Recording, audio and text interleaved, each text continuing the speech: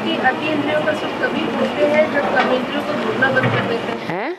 अति इंद्रियों का सुख तभी भोगते हैं जब कर्मेंद्रियों को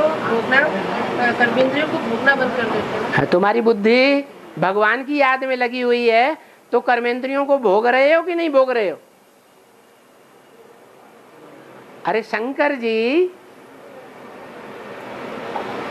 अच्छा शिव बाबा मंदिर में उनका कर्म दिखाया गया है। लिंग जलाधारी के साथ पड़ा है, कर्म कर रहा है कि नहीं है? कर्म कर रहा है, कर्म का रस भोग रहे हैं? नहीं भोग रहे। तो कर्म किया न किया बराबर हो गया। मिसाल दिया, कोई महबूब अपनी महबूबा की याद में कारखाने में जा रहा है, सारा रास्ता याद करते हुए जा रहा है, आंखें खुली हुई है। कारखाने में जाकर किसी ने पूछा, तुमने रास्ते में इन लोगों को देखा? कहता मैंने किसी को नहीं देखा। किसको देखा? मैंने तो अपनी महबूबा को देखा। अरे इतने लोग यहां से छुट्टी हो गई, रास्ते में तुम्हें मिले नहीं? तुम्हारी आंखें खुली थी कि बंद थी?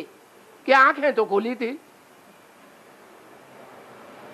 तो आंखें अपना काम कर रही थी या नहीं कर रही थी? हैं? इंद्रियां अपना काम कर रही थी, लेकिन उन आंखों ने अपना रस क्यों नहीं भोगा? क्योंकि स्मृति मन दूसरी जगह लगा हुआ था। तो यही कर्मेंद्रियों की गति है। कोई भी इंद्रिय हो, इंद्रियां अगर बाप की याद में रही हुई है, ऐसी पक्की प्रैक्टिस पड़ी हुई है बाप की याद की, ऐसा निश्चय है बाप की याद में कि लास्ट में न बाप आएगा काम, न बच्चा आएगा काम, कोई दुनिया में काम नहीं आएगा, एक बाप ही काम आएगा। ऐसा निश्चय बुद्धि होगा तो उसकी बुद्धि बाप की याद में ऐसी रमी हुई होगी कि इंद्रियों का रस उसे भासेगा ही नहीं। तो इंद्रियां काम कर रही हैं या नहीं कर रही हैं? कैसे कहते हैं, देखते हुए न देखना, सुनते हुए न सुनना। ऐसे हो सकता है? अरे हो सकता है कि नहीं हो सकता है? हो सकता है।